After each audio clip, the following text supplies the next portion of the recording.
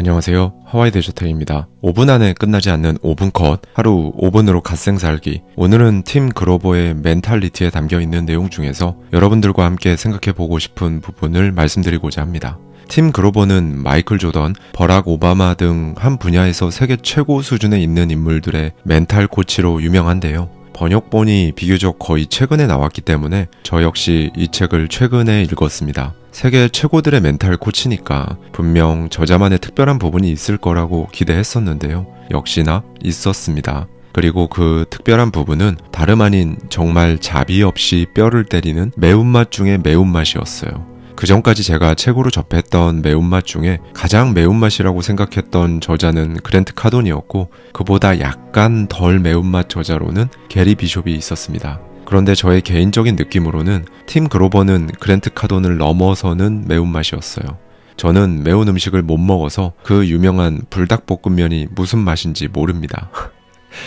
궁금하긴 한데요. 그런데 그 불닭볶음면 라인업 중에서도 가장 매운맛이 있다고 하더라고요. 굳이 비유하자면 이 책의 저자가 아마 그 정도의 매운맛이 아닐까라는 생각이 들었습니다.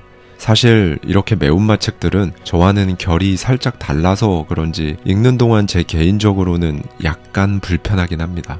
그런데 그랜트 카돈의 책도 그렇고 이 책도 마찬가지고 확실히 뇌리에 강하게 기억되는 효과는 있어요. 그리고 너무 세고 강하게 몰아붙이는 느낌도 있어서 전반적인 가치관은 저와는 장르가 조금 다르지만 그 내용들 중에서도 저에게 분명 도움이 되는 부분들은 항상 있었습니다. 그리고 오늘은 바로 그 부분들에 대한 저의 생각을 여러분들과 공유하고자 해요. 세상에는 정말 엄청난 재능을 타고났지만 아무 데서도 성공하지 못한 사람들이 정말 많습니다. 저자는 그런 사람들의 공통된 특징이 있다고 하는데요. 어떤 영역에서든 두각을 보이다가 일이 잘 풀리지 않는다 싶으면 이내 다른 사람들을 탓한다는 겁니다. 왜냐하면 자신의 재능은 부족함이 없다고 믿기 때문이죠.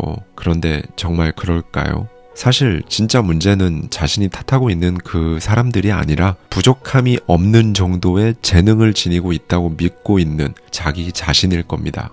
이 부분에 대한 저자의 생각을 잠시 들어보시죠. 진정으로 성공하고 싶다면 꽤 잘하는 정도에 만족해서는 안 된다. 결국 그 수준을 넘어설 방법을 찾아야 하는 것이다. 그 모습과 과정이 늘 아름답지만은 않지만 그게 진실이다. 목표가 아무리 실현하기 어려워 보여도 다들 불가능하다고 말해도 상관없다. 당신은 해낼 수 있으니까. 저자는 이런 것들을 가능하게 하는 것은 바로 멘탈리티고 결국 최후의 모든 것은 전부 멘탈 싸움이라고 강조합니다. 저자는 자신이 코칭했던 세계 최고의 인물들 뿐만 아니라 본인 스스로도 실제로 그렇게 해냈습니다. 세계 최고의 멘탈 트레이너로 성공한 거죠. 팀 그로버가 어떻게 버락 오바마, 마이클 조던, 코비 브라이언트 같은 사람들의 멘탈을 코칭하는 이 분야 세계 최고가 될 수 있었는지 한번 들어보실까요? 멘탈리티는 불가능을 현실로 만드는 사람들의 이야기다. 나는 정말로 누구나 그렇게 해낼 수 있다는 것을 안다. 시카고에서 고등학교를 다니던 시절 작은 키로 농구부 활동을 했던 그때 나는 TV에서 노스캐롤라이나 대학교의 경기를 보고 마이클 조던을 처음 알게 되었다. 당시 신입생으로 깡마른 체구였던 그는 내가 농구장에서 한 번도 보지 못한 동작들을 자유자재로 구사했다. 나는 마이클에 관해 아무것도 몰랐지만 언젠가는 슈퍼스타가 될 선수라고 직감했다. 몇 년 뒤 나는 대학에서 운동과학 석사 과정을 마치고 시카고의 한 헬스클럽에서 트레이너로 일했다. 마이클은 NBA 시카고 불스의 슈퍼스타가 되어 있었다. 나는 불스에 수차례 연락했다. 누구라도 좋으니 불스 선수와 같이 일할 기회만 달라는 심정이었다. 마이클 조던을 제외한 모든 선수에게 직접 편지도 썼다. 그가 전담 트레이너를 원했다면 이미 누군가가 있을 테고 또 이제 막 일을 시작한 나 같은 사람을 고를 리 없다는 생각 때문이었다. 내 연락에 반응을 보인 사람은 아무도 없었다. 아쉬웠지만 그래도 그런 시도를 해봤다는 것을 후회하지 않는다. 그리고 나는 세계 최고의 선수들을 코칭하는 최고의 트레이너가 되지는 못했지만 이곳 시카고에서 여전히 매일매일 열심히 일하며 나름 시카고에서 유명한 헬스클럽에서 트레이너로 잘 살아가고 있다. 뭔가 이상하시죠, 여러분? 뒷부분은 그냥 제가 마침표를 찍어봤습니다. 우리가 잘 아는 셀프 종료, 셀프 퇴장, 그러니까 팀 그로버가 저 당시 포기를 했다면 벌어졌을 수 있는 상황을 한번 가정해봤습니다. 그랬다면 오늘 영상은 팀 그로버가 아닌 다른 저자의 이야기가 대신하고 있었을 거예요. 이제 다시 시점을 돌려서 저 당시로 다시 돌아가 보겠습니다. 내 연락에 반응을 보인 사람은 아무도 없었다. 그러다가 1989년에 작은 신문 기사를 하나 발견했다. 그해 NBA의 거의 모든 팀들이 죄다 힘으로 밀어붙이는데 마이클 조던이 크게 염증을 느낀다는 내용이었다. 나는 한 번도 불스와 접촉하여 팀 닥터와 팀 수석 트레이너를 만났다. 내 나름대로 설득해 본다고 애썼지만 과연 그들이 구단 최고 슈퍼스타에게 프로 선수를 단 한 번도 맡아본 적 없는 무명 트레이너와 함께 일해보라고 권할 가능성은 얼마쯤 되었을까? 0%. 다들 그렇게 말했다. 포기하라고. 불가능한 일이라고. 며칠 뒤 교회에 위치한 구단 훈련시설에서 한 번 더 보자는 연락이 왔다. 나는 또 면접을 보겠거니 생각했다. 거기서 마이클 조던의 집까지 가서 그와 직접 이야기를 나눌 줄은 꿈에도 생각지 못했다. 나는 마이클과 1시간 동안 대화하면서 모든 계획을 밝혔다. 어떤 식으로 부상을 최소화하며 서서히 근력을 키울지, 몸이 변화하면 슛에는 어떤 영향을 미치는지, 최고의 기량을 발휘하도록 신체 균형을 유지하고 또 가능하다면 선수 생활까지 연장할 수 있는 방안은 어떤 것이 있는지 설명했다. 마이클 조던은 내 말을 끝까지 유심히 듣고서 마침내 입을 뗐다. 그렇게 될 리가 없어요. 너무 이상적이잖아요. 말이 안 됩니다. 마이클 조던은 나에게 30일이라는 기한을 줬다. 그 뒤로 나는 그와 15년을 함께했다.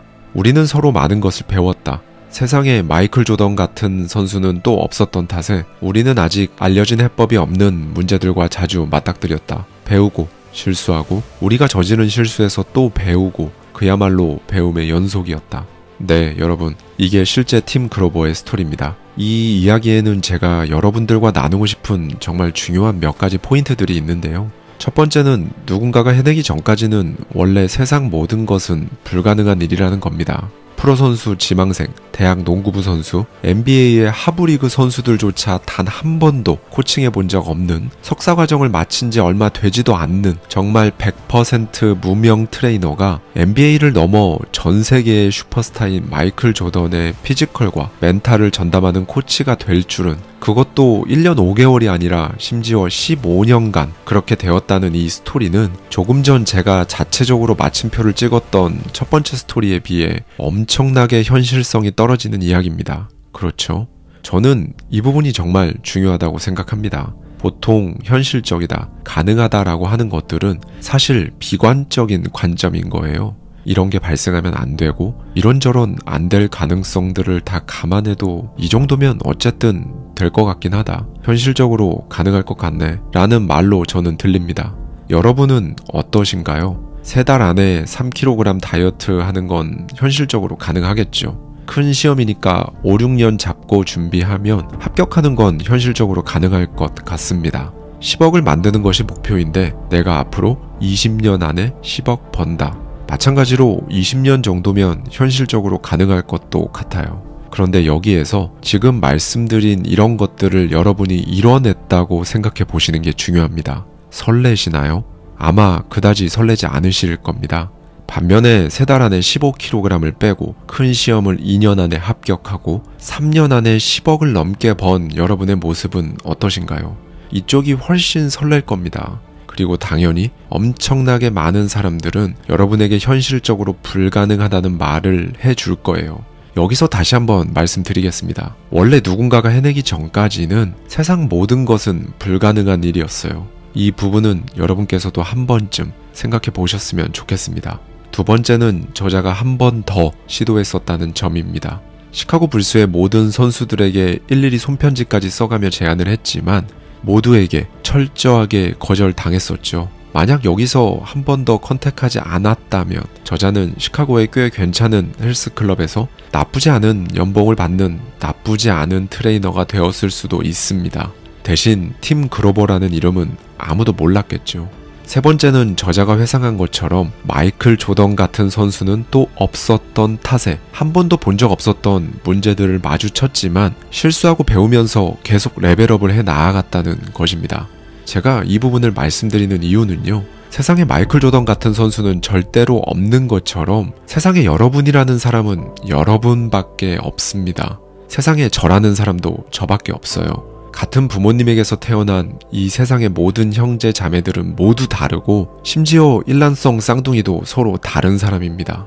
이것이 의미하는 건 저와 여러분은 앞으로 단 한 번도 생각해 본 적도 없는 이상한 상황이나 문제들을 마주할 가능성이 굉장히 높다는 거예요. 그런데 그건 당연한 겁니다. 사람인 이상 당연하다는 거죠. 팀 그로버, 마이클 조던, 여러분, 그리고 저는 모두 각자 처음 겪는 여러 문제와 상황들을 각자 지나가야 합니다.